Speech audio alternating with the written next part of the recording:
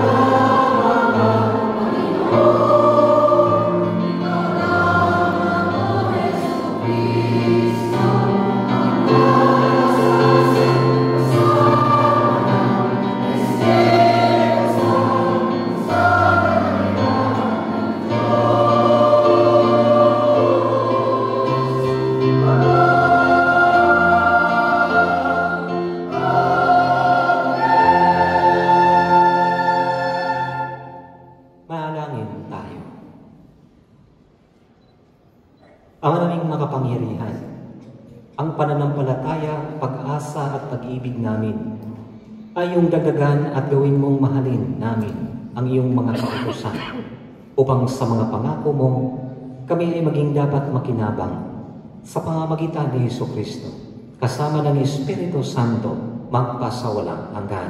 Amen. Magsiupo ang lahat. Sa unang bahagi ng pagdiriwang, ang pagpapahayag ng salita ng Diyos.